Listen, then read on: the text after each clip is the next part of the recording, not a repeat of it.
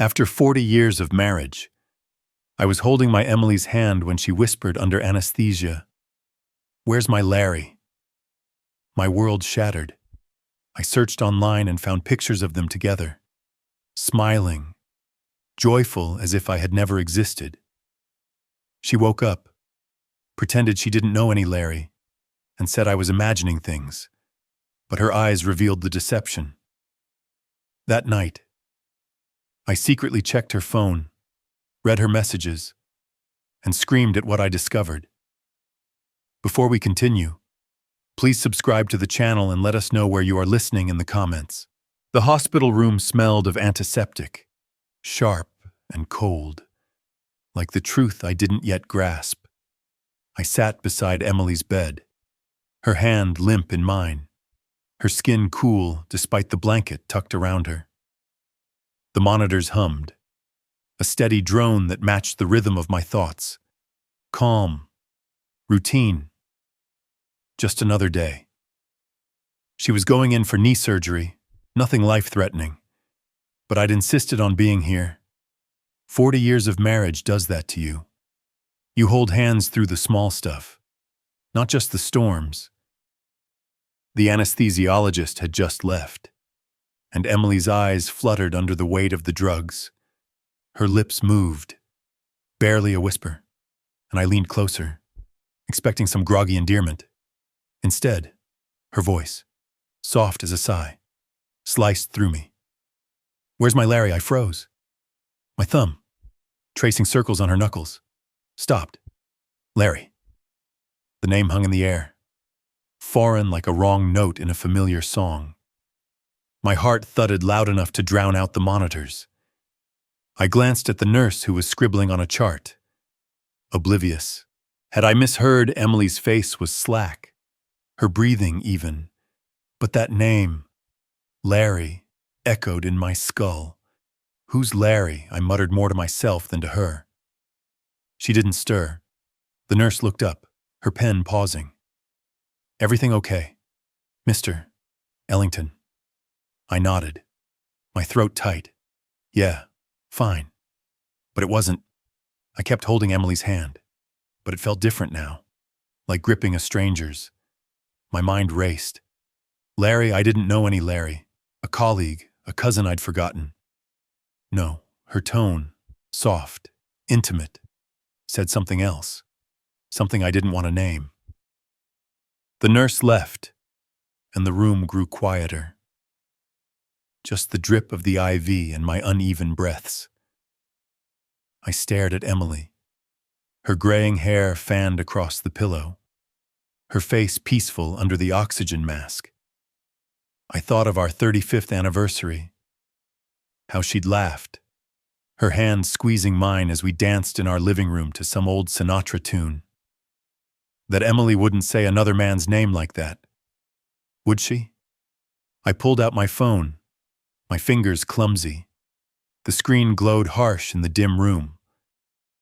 I typed Larry, New York into Google, my pulse hammering. Results flooded in LinkedIn profiles, obituaries, random blogs. I scrolled desperately, then switched to Facebook. I typed Larry into Emily's friend list, my thumb shaking. There, Lawrence Nolan Whitaker. His profile picture showed a man, mid-50s, with a cocky grin, standing too close to a woman in a blue dress. I zoomed in. My stomach lurched. It was Emily. They were at a picnic. Autumn leaves scattered behind them. Her smile wide, his arm brushing hers. A caption. "Perfect day with great company." Posted 2 years ago. 2 years. I scrolled further. More photos. Coffee shops. A jazz club. Their faces lit by candlelight. Each image was a blade carving away the life I thought I knew. Emily. My Emily. Smiling like she hadn't in years with him. I gripped the phone so hard my knuckles whitened. The room spun, the antiseptic smell choking me. I wanted to shake her awake, demand answers. But she was out. lost in whatever dream had conjured his name. The doctor stepped in, his clipboard crisp against his coat. Surgery's about to start. Mr. Ellington, she'll be fine. I nodded, barely hearing him. Good. Thanks. My voice sounded hollow. Not mine. He left, and I sat there staring at the photo on my screen. Emily and Larry laughing as if I'd never existed. My chest burned. A mix of grief and something sharper. Anger, maybe. Or the first sparks of something I hadn't felt in years. Betrayal. The door to the room stood open. The corridor beyond bright and bustling. Nurses passed, their shoes squeaking on the tile. That open door felt like my life now. Exposed. Out of my control. I stood, my legs unsteady, and slipped the phone into my pocket. The monitors kept humming. Indifferent. I walked out, the door clicking softly behind me, and headed for the corridor. The weight of that name, Larry, pulling me towards something I wasn't ready to face. The hospital corridor stretched endlessly, fluorescent lights buzzing overhead. I stood outside Emily's recovery room, my hand on the door, hesitating. The photo of her with Larry still burned in my mind, but I needed answers. Not from a screen, from her. I pushed the door open, the hinges creaking, and stepped into the dim room. Rain tapped the window, a soft, relentless rhythm. Emily was awake, propped up on pillows, her face pale but alert. The bandage on her knee peeked out from the blanket. An IV line snaked from her arm. She smiled, weak but familiar. Donovan, you didn't have to stay. I forced a smile, my lips tight. Wanted to. I sat beside her, the chair scraping against the floor. Her hand reached for mine, but I kept mine on my knee, fingers curled. How are you feeling, tired, sore? Her voice was soft, but her eyes darted to mine, searching. Everything okay? I swallowed, the question I'd been chewing on since the morning clawing its way out. Emily. Who's Larry? Her face didn't change, but her fingers twitched, clutching the blanket. Larry, she laughed, a brittle sound. I don't know any Larry. Why you said his name before the surgery, under the anesthesia. I kept my voice even, but my pulse thumped in my ears. You asked where he was. Her eyes widened just for a second, then narrowed. Donovan. I was out of it, probably mumbling nonsense. You know how those drugs mess with you. She reached for my hand again, but I leaned back, my chair creaking. Nonsense, I said, sharper than I meant. You said, where's my Larry clear as day? She sighed, her lips pursing. You're reading too much into it. I don't know any Larry. Maybe I meant Lori, that nurse from my book club. Her voice was smooth, practiced, but her fingers kept twisting the blanket. Betraying her, I stared at her, the woman I'd built a life with, and saw a stranger. I thought of a fight we'd had years ago, after she'd hidden a credit card bill. She'd promised to be honest, her eyes wet with tears, that Emily was gone. This one was lying, and I knew it. Okay, I said, standing. Rest up. My voice was flat, but inside, anger coiled tight. Ready to snap, she nodded, her smile faltering, and I left the room, the door swinging shut behind me. The drive home was a blur, rain smearing the windshield, the wipers thumping, matching my heartbeat. Our house loomed ahead, its faded siding glistening under the storm. Inside, it smelled of old wood and coffee, the kind of comfort that used to ground me. Now it felt like a museum of a life I didn't recognize.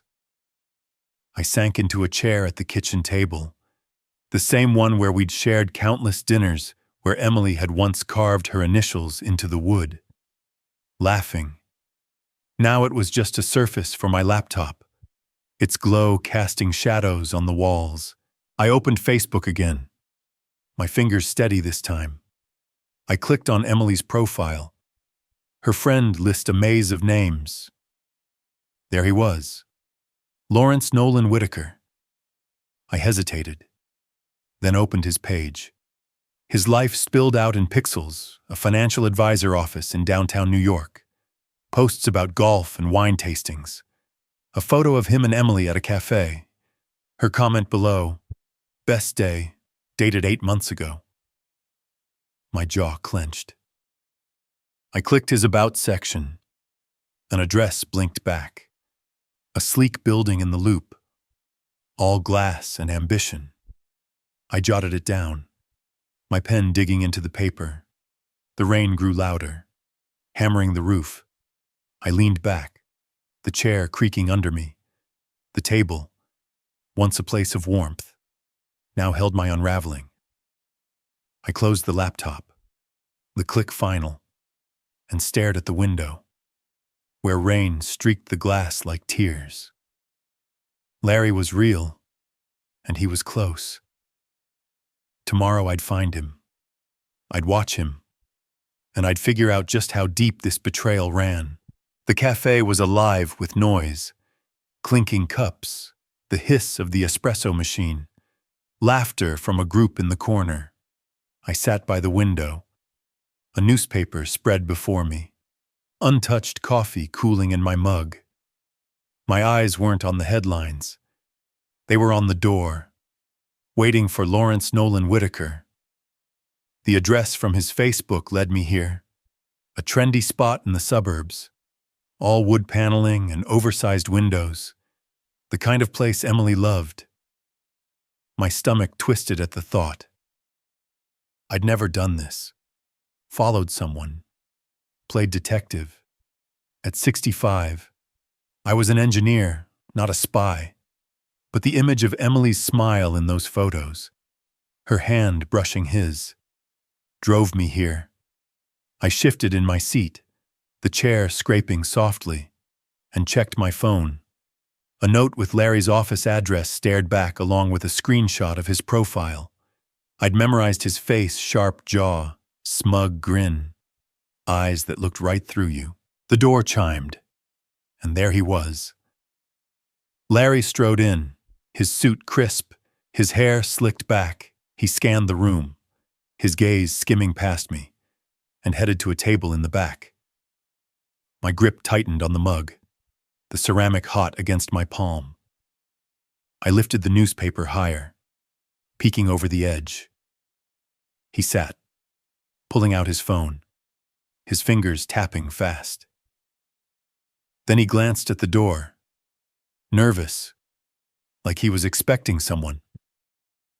I took a slow breath, steadying myself. My heart pounded, but I wasn't here to confront him. Not yet. I needed to know who he was, what he was hiding.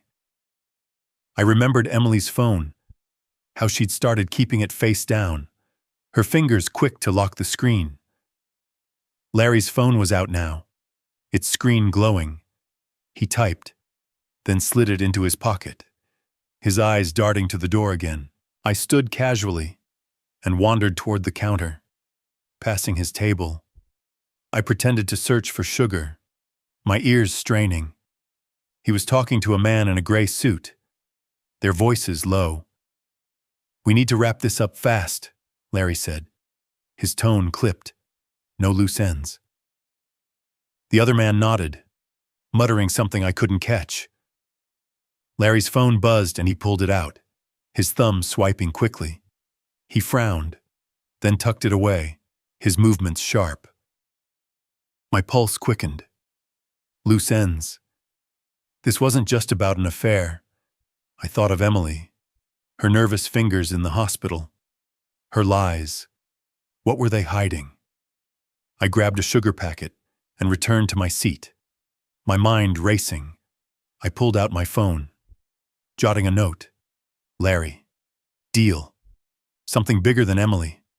My fingers shook, but I kept my face blank. Just another guy reading the news. Larry's companion left, and he stayed sipping an espresso, his eyes flicking to his phone every few seconds. I watched, the cafe's warmth fading, replaced by a cold certainty. This man wasn't just a fling, he was trouble. I thought of our house, the kitchen table where I'd found his address, the life I thought was mine. A memory flashed. Emily tucking her phone under a napkin at dinner, her smile too bright. She was part of this, whatever it was. The sun broke through the clouds outside, casting shadows across the cafe. Larry stood, slipping his phone into his jacket, and left, the door chiming behind him. I waited, then folded the newspaper. My decision made, I needed more than photos, more than suspicions. Emily's phone was still at the hospital in her bag. If there were answers, they'd be there. I stepped outside, the autumn air sharp against my skin, and headed for my car. The cafe's noise faded, replaced by the crunch of leaves under my shoes. I glanced at my phone, the note about Larry glowing on the screen. Whatever he was hiding, I'd find it. And when I did, I'd make sure he and Emily answered for it. The hospital was quieter at night, the hum of machines softer, like a heartbeat slowing down. I slipped into Emily's room, the door easing shut behind me. Rain battered the window, a steady drum that matched the pulse in my temples. Emily slept, her chest rising and falling under the thin blanket, her face calm, almost innocent. But I knew better now. The phone on her bedside table glinted under the dim light, a small black rectangle holding truths she'd never tell me. I hesitated, my hand hovering over it. The room felt smaller, the air thick with the scent of antiseptic and betrayal. If I was wrong, if this was some misunderstanding, I'd be violating her trust. But then I saw her in that photo with Larry, her smile brighter than it had been for me in years. My fingers closed around the phone, cold and smooth. She stirred, her hand twitching, and I froze. My breath caught.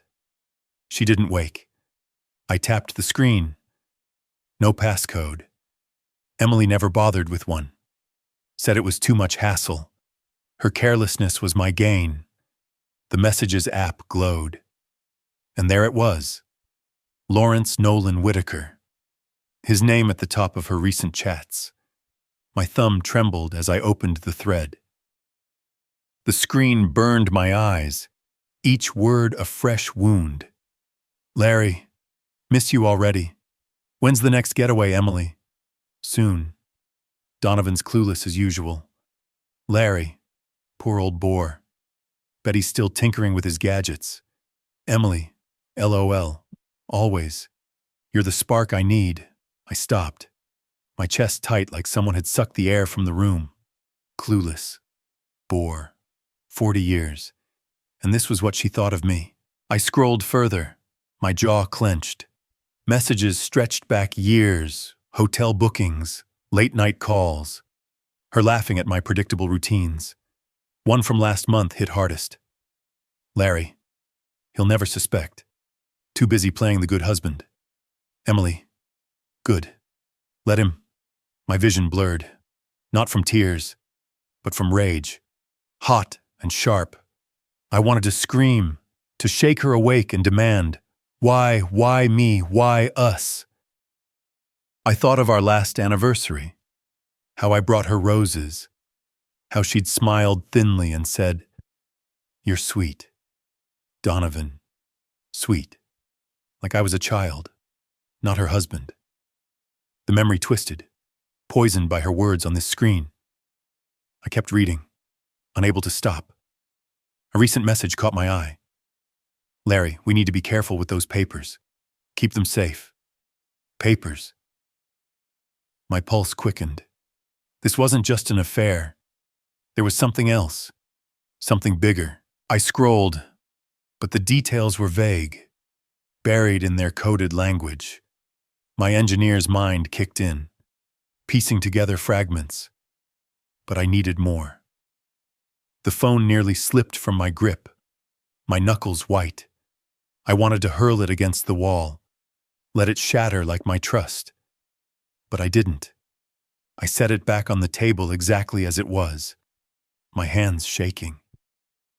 Emily murmured something in her sleep, her voice soft, and for a moment I saw the woman I'd loved. Then I remembered her words. Clueless bore. That woman was gone. The rain grew louder, pounding the glass. The room's dim light cast shadows across Emily's face, hiding her lies in the dark. But the phone's glow had shown me enough. I stood, my fists clenched, and walked to the door. The corridor beyond was silent, the hospital asleep. I stepped out, the door clicking shut, and the rain's rhythm followed me, urging me to think, to plan, to act. The park was still at dawn, the air crisp with the scent of wet earth and fallen leaves. I sat on a bench, its wood damp from last night's rain, my breath visible in the chill. Leaves drifted down, red and gold, piling at my feet like fragments of the life I'd lost. My notebook rested on my lap, its metal spiral cold against my fingers. I'd come here to think, to make sense of the jagged pieces Emily's betrayal had left behind. 40 years. I'd given her everything. My time, my dreams, my trust. I remembered a moment years back when I'd turned down a promotion that would have meant moving to Seattle. Emily said she couldn't leave her friends, her routine. So, I stayed, built our life here in this quiet suburb. She'd kissed me then, called me her rock. Now, I saw it her rock, her bore, her fool. I opened the notebook, my pen scratching the paper. Exposed them, but smart. My engineer's mind took over, mapping out the problem like a circuit diagram. Emily and Larry thought I was predictable, weak. They'd underestimated me. And that was their mistake. I wouldn't scream or beg. I'd dismantle their lies piece by piece until they had nowhere to hide. I wrote, Larry's papers. Find out what they are. The message I'd seen hinted at something beyond their affair, something that made Larry nervous. I jotted down ideas, follow him again, check his office, use their arrogance against them. My pen moved faster, the ink smudging under a stray raindrop. I thought of Emily's laugh in those messages, her casual cruelty.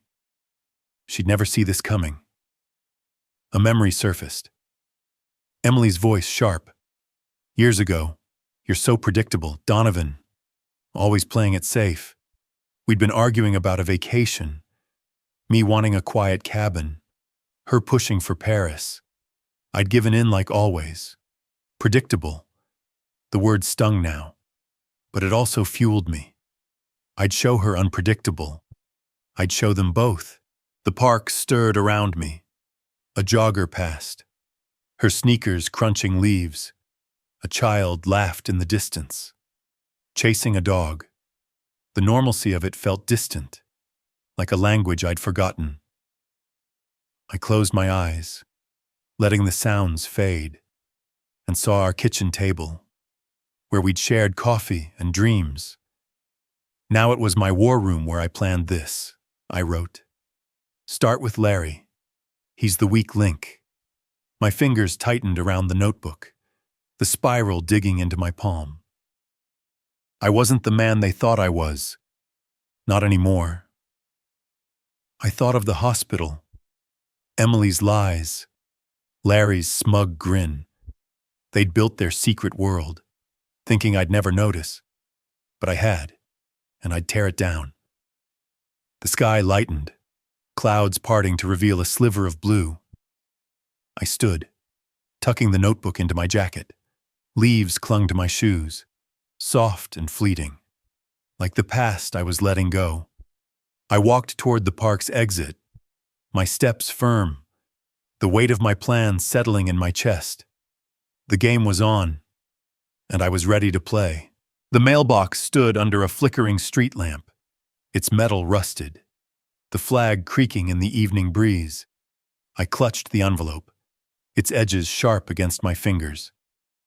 Inside were printed photos. Emily and Larry at that picnic, their smiles frozen in betrayal.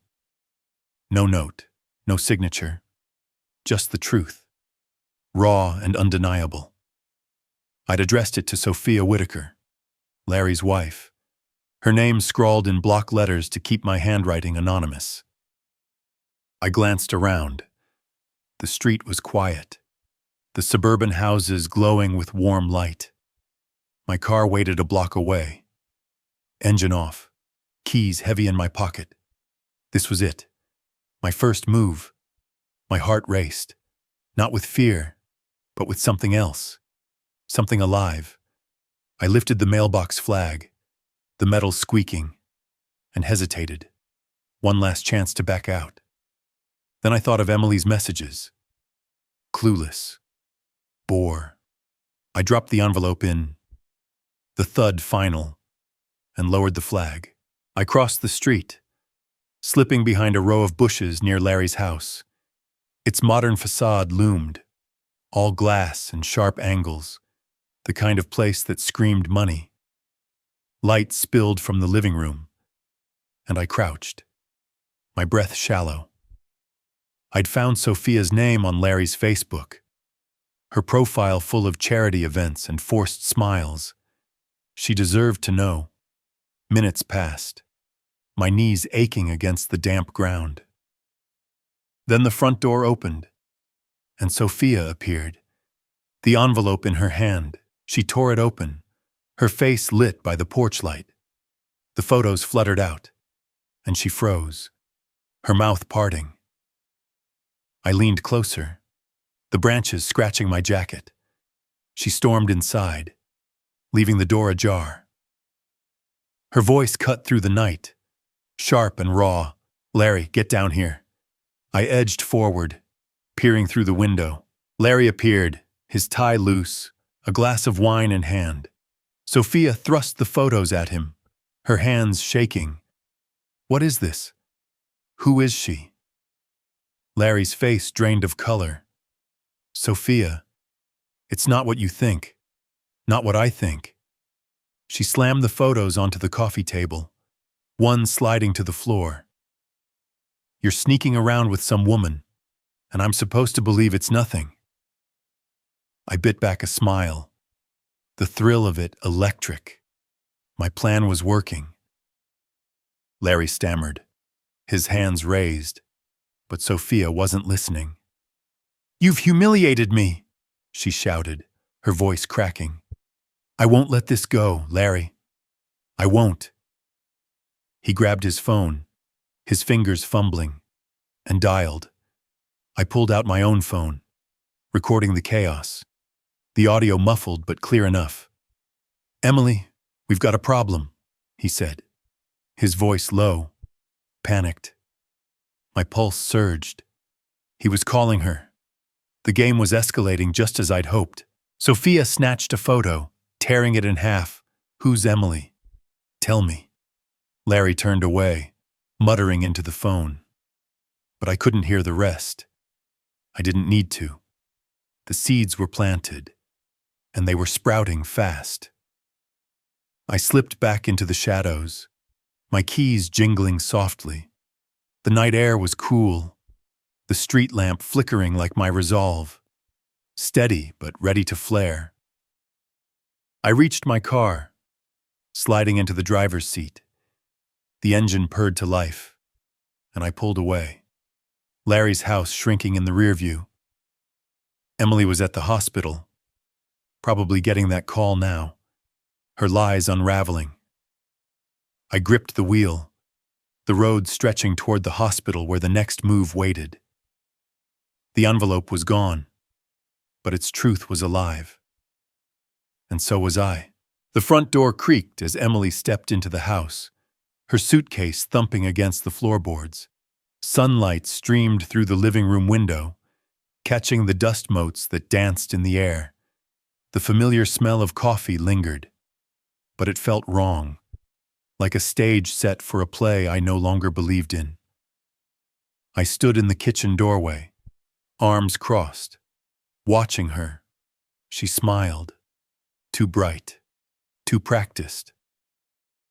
"Home, sweet home," she said, her voice light, but her eyes flicked away from mine. I nodded, my jaw tight. "Need help with that?" I gestured to the suitcase, my tone flat. She shook her head, dragging it toward the stairs, her movements jerky, like she was trying to outrun something. I knew at Larry's call last night, the photos Sophia had seen, the cracks in their secret world. She thought she could play normal, but her trembling hands betrayed her. She set the kettle on, the click of the stove loud in the quiet. "You look tired." "Donovan," she said, rummaging for tea bags. "Everything okay?" "Fine," I said, leaning against the counter. My eyes caught the hallway mirror, reflecting her forced calm, her fingers twisting the teabag string. That mirror had seen us laugh, argue, make up. Now it showed a lie. "You seem jumpy," I added, my voice low. She laughed, a brittle sound. "Just the hospital, all those machines." But her phone buzzed on the counter, and she snatched it, her thumb swiping the screen before I could see. I thought of her messages with Larry, her mocking words about me. My chest burned, but I kept my face blank. The kettle whistled, and she poured water, steam curling around her like a veil. I remembered a night years ago after a fight about money when she'd hugged me, promising we'd always be honest. That Emily was a ghost now, replaced by this stranger who couldn't meet my eyes. My phone vibrated in my pocket, a message from an unknown number. "Meet me at the cafe on Elm, 2 p.m. I know what they did." Sophia, my pulse quickened. Sophia, Larry's wife. I slipped the phone away, my mind racing. "I'm heading out," I said, grabbing my jacket. Emily's head snapped up, her eyes narrowing. "So soon." Her voice was too casual, her fingers tightening on the mug. "Where to, errands?" I said, already at the door. The mirror caught my reflection as I left. Harder, sharper. Not the man she thought she knew. The cafe was bustling, the air thick with the scent of vanilla and fresh bread. I spotted Sophia at a corner table, her face drawn, her nails tapping the rim of a coffee cup. The window beside her acted like a mirror, reflecting our shared resolve. She looked up as I sat, her eyes fierce but tired. "Donovan." "Right," she said, her voice low. "They humiliated us. Both of them." I nodded, my throat tight. "What do you know? Larry's been lying for years," she said, leaning closer. "Not just with her. He's hiding things. Money. Deals. I want him to pay." Her words lit something in me, a spark of possibility. She slid a USB drive across the table, her fingers brushing the wood. "This has proof, financial records. Use it." I took the drive, its weight heavy in my palm. "Why me?" I asked, my voice steady despite the adrenaline. "Because you're not like them," she said. "You're smart and you're angry." She paused, her eyes locked on mine. "Like me." The cafe's noise faded. the mirror-like window showing us as allies in a war neither of us chose. I pocketed the drive, my fingers brushing the rough fabric of my jacket.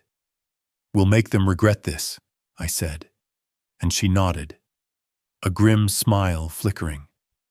I left the cafe, the USB drive a quiet promise in my pocket. The street was bright, the autumn wind sharp. I headed home, the weight of Sophia's words and the drive pulling me forward toward a truth I was ready to wield. The bar was a haze of smoke and low light, the kind of place where deals were made in whispers. I crouched behind a parked van across the street, the asphalt cold under my knees. Larry sat at a back table, his suit rumpled, his face taut as he slid an envelope to a man in a leather jacket. The man, lean, sharp-eyed, a private detective if I had to guess, pocketed it, nodding. My stomach twisted. They were coming for me. I'd followed Larry here after spotting him leaving his office, his phone pressed to his ear. His voice clipped. The USB drive Sophia gave me burned in my pocket, its secrets about his finances still unopened. I needed to know what he was planning, how close he was to unraveling my moves. The bar's neon sign buzzed, casting shadows that hid me as I strained to hear. "Find who sent those photos," Larry said, his voice carrying through the open window. "I don't care what it costs. Do it fast." The detective leaned back, his fingers drumming the table. "Got a description? Anything older guy?" "Probably," Larry muttered. "Someone with a grudge." My pulse spiked. "Older guy? Me." I shifted, the van's metal cold against my shoulder. The shadows felt thinner, like they couldn't protect me much longer. I slipped away, my shoes silent on the pavement, and drove home, my hands tight on the wheel. The house was dark when I arrived. The only sound, the hum of the fridge. Emily was in the living room, a glass of wine in hand, her eyes flicking to me as I entered. "Late night," she said, her voice soft but edged like a blade wrapped in silk. "Had things to do," I said, hanging my jacket. The USB drive stayed in my pocket, its weight grounding me. She stood, her movement slow, deliberate, and crossed to the coffee table, picking up a book. But her eyes lingered on my jacket, searching. "You've been acting strange." "Donovan," she said, setting the glass down. "So suspicious. It's not like you." Her tone was pitying, but her fingers twitched, betraying her. I thought of a time she'd lied about a girls' night, her smile too bright, her excuses too smooth. She was playing that game again. "Maybe I've got reasons," I said, my voice low, her eyes narrowed. But she laughed, brushing it off. "You're imagining things," she said, turning away. But I caught her glance at my desk where my laptop sat, its lid half open. She was looking for something. Proof maybe that I knew.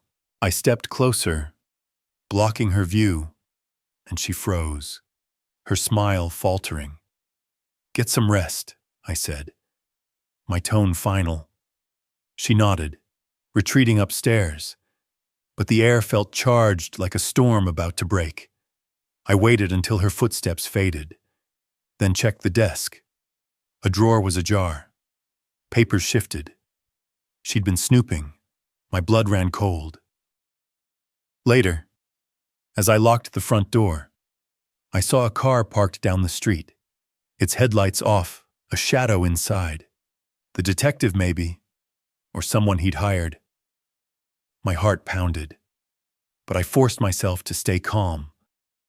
I slipped the USB drive into my sock, its edges pressing against my skin, and pulled out my phone. Sophia's number glowed on the screen. I dialed, my voice low. "We've got trouble," I said as she picked up, my eyes on the car outside, its shadow looming like a threat I couldn't outrun.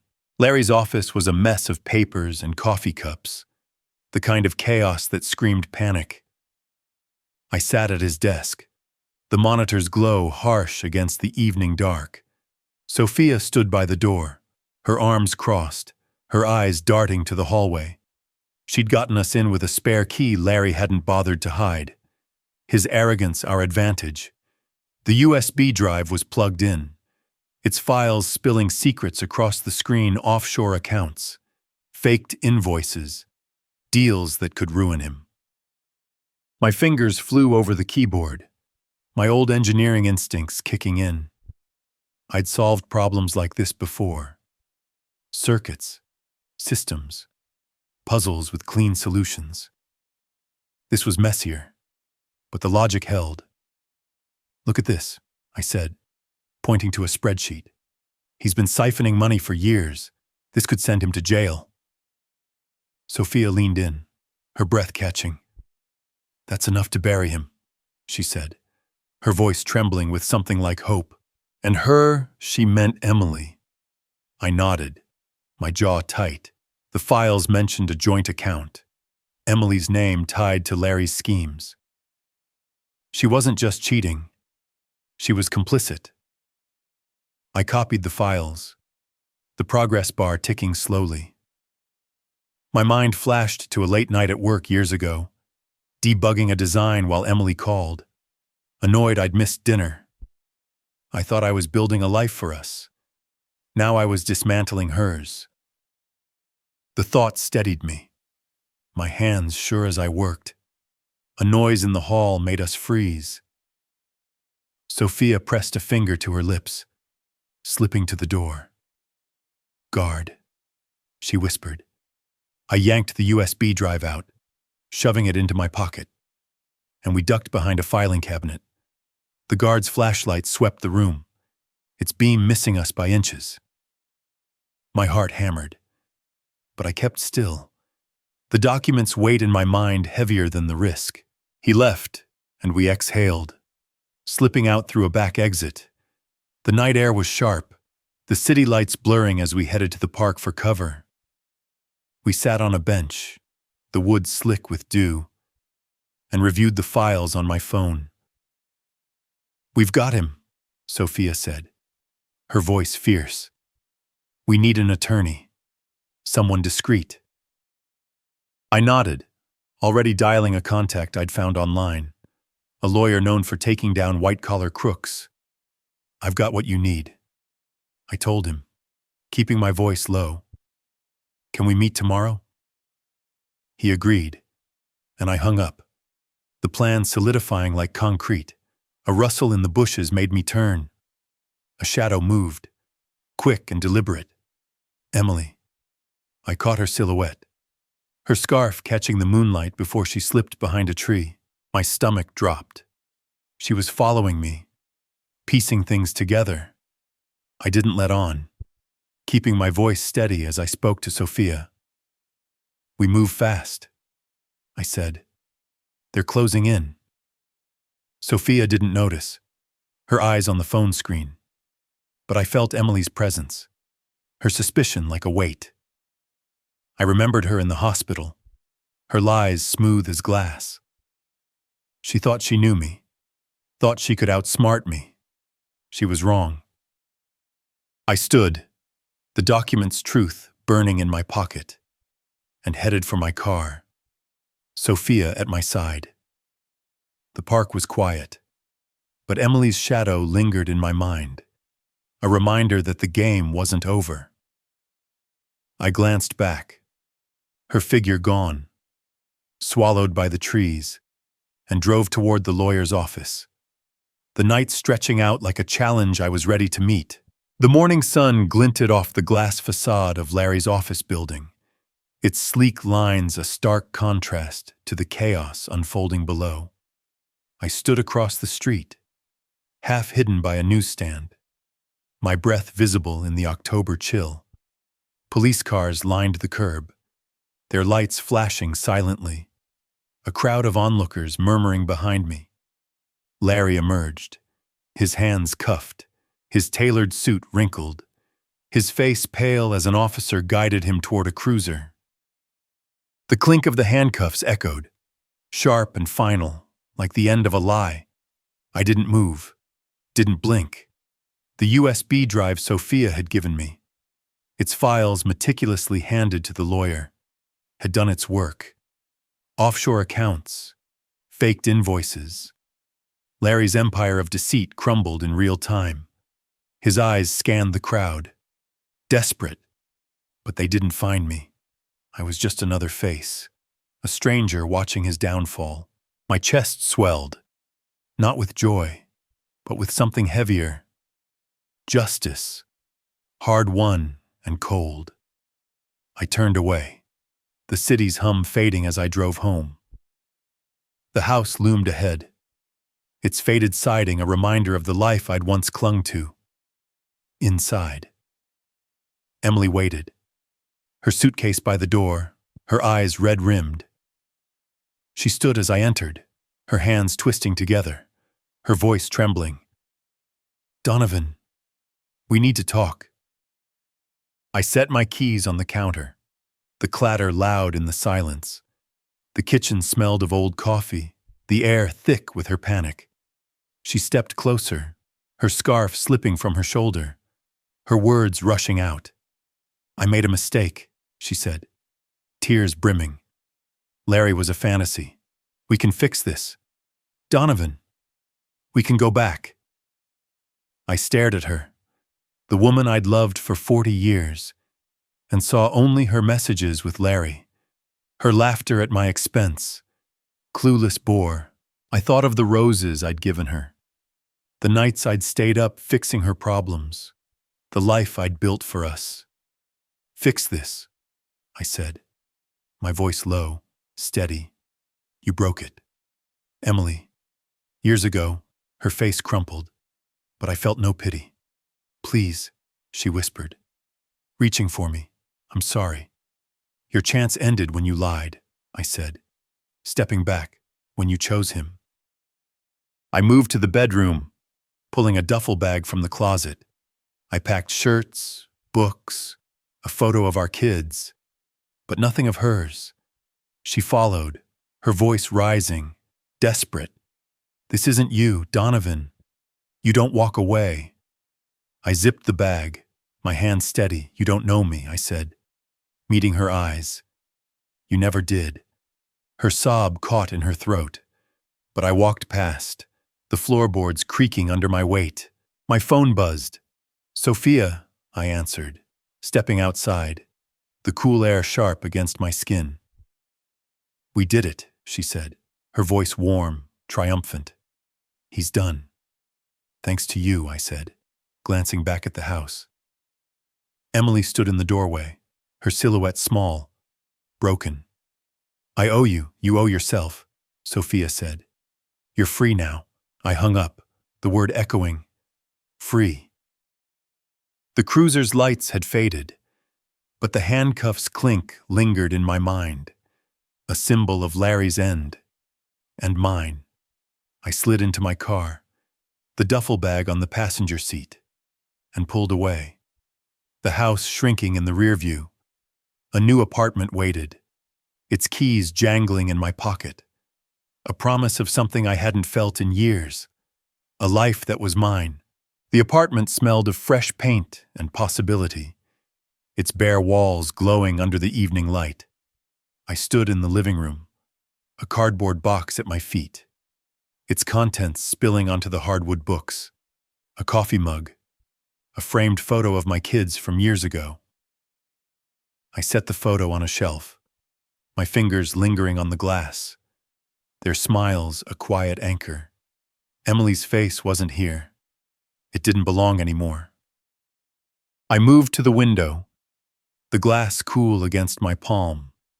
The suburb stretched below, quiet and unfamiliar. A blank slate. A week had passed since Larry's arrest, since I'd left Emily standing in our old house, her pleas fading behind me. The weight of those 40 years was gone, replaced by something lighter, fragile but real. Hope, maybe. The doorbell buzzed, and I opened it to find Sophia. 2 coffee cups in her hands, her smile warm. "Housewarming gift," she said, handing me one. The steam curled upward, its aroma grounding me. "Looks like you're settling in." "Trying," I said, gesturing to the boxes. "It's different." We sat on the couch, the only furniture I'd bought so far, its fabric stiff under us. She glanced at the window, the sunset painting the sky in reds and golds. "You deserve this," she said, her voice soft but firm. "A fresh start." I sipped the coffee, its bitterness sharp. "Didn't think I'd get here," I admitted. "Not after everything." I thought of Emily's messages, her voice calling me predictable, her betrayal slicing through decades of trust. Sophia's hand brushed mine, a fleeting touch, but it sparked something. Warmth, possibility. "Let's walk," she suggested. Standing, we headed to the nearby park, the air crisp, leaves crunching under our shoes. The park was alive with dusk, kids chasing a ball, couples strolling. Sophia laughed at a squirrel darting up a tree, her ease pulling me out of my head. "You're quieter than usual," she said, nudging me. "Just thinking," I said, about how she made me feel invisible. The words slipped out, raw but true. I remembered Emily's dismissive glances, her laughter with Larry. Sophia stopped, her eyes meeting mine.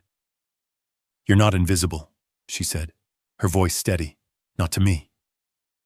Her hand rested on my arm longer this time, and I felt a stir, a flicker of something I hadn't allowed myself to imagine. Not love, not yet, but a door opening. We walked on, the sky darkening, the park's lights glowing softly. Back at the apartment, I noticed an envelope on the counter, slipped through the mail slot while we were out. Emily's handwriting stared back, neat and familiar. My stomach tightened, but I didn't open it. I slid it into a drawer, the wood scraping shut, locking her words away. "You okay?" Sophia asked, watching me. "Yeah," I said, managing a smile. "Fancy a charity event tomorrow. Something local. I could use the company." She grinned, her eyes bright. "You're on." I walked her to the door, the window behind me framing the night sky, its stars faint but clear. The envelope stayed in the drawer, unopened. As I turned to the window, the world beyond it wide and waiting. The community center buzzed with life, its hall filled with laughter, clinking glasses, and the warm scent of baked goods. Strings of lights hung from the ceiling, casting a soft glow over the crowd. I stood near a table laden with pies, a glass of cider in hand, Sophia beside me, her dress catching the light as she chatted with a volunteer. The charity event was for a local youth program, and I donated a chunk of my savings, a decision that felt right, like shedding another piece of the past. Earlier, in the quiet of my apartment, I'd found Emily's letter again, its envelope creased from sitting in the drawer. I'd torn it open, the paper crinkling under my fingers. Her words spilled out apologies, regrets, a plea for forgiveness. I was wrong. "Donovan, I see that now." But they were just words, hollow after years of lies. I'd skimmed it, then set it aside. The weight of her guilt no longer mine to carry. The apartment's silence had felt peaceful, the air tinged with the scent of brewed tea, its steam curling toward the open window. Here, the noise of the crowd was a welcome contrast. Sophia turned to me, her smile wide. "You're a hit," she said, nodding toward a group of organizers who'd thanked me for the donation. "They're calling you the hero of the night." I laughed, the sound easier than it had been in years. Hardly. Just doing what I can. But their gratitude warmed me, a reminder of who I could be without Emily's shadow. I thought of her criticism, how she'd scoffed at my generosity, calling it naive. Now, standing here, I felt anything but. Sophia raised her glass, her eyes sparkling. "To new beginnings," she said, her voice soft but clear. I clinked my glass against hers, the cider's tang sharp on my tongue. "To us," I added, the words bold, unexpected. Her smile deepened, and we sipped, the moment light but charged. The band struck up a slow tune, and she tilted her head. "Dance," she asked, her tone playful. I hesitated, then took her hand, her fingers warm in mine. We moved to the floor, the music wrapping around us, her laughter soft as we swayed, the crowd blurred, the lights dimming to a golden haze. For the first time in decades, I felt seen, not as a husband or a fool, but as me. "You're stronger than they ever knew," Sophia said, her voice close, her breath brushing my cheek. "So are you," I said, my voice steady. She squeezed my hand, and I knew this, whatever it was, could grow if we let it. The song ended, and we stepped back, still smiling. I glanced at the window, the night sky beyond speckled with stars, their light faint but steady. The crowd's chatter swelled, pulling me back, but the stars stayed with me. A quiet promise. Sophia nudged me, pointing to a friend waving us over, and we laughed, moving toward the warmth of the room, the future open and alive. If you enjoyed this story of betrayal, revenge, and new beginnings, let us know your impressions in the comments. What surprised you the most? Share your thoughts and spark a conversation with fellow listeners. We love hearing from you, so drop your questions below. Let us exchange ideas and interact more with the channel. Your engagement keeps the stories alive. For the next thrilling tale, click the box on the left. Thank you for joining us.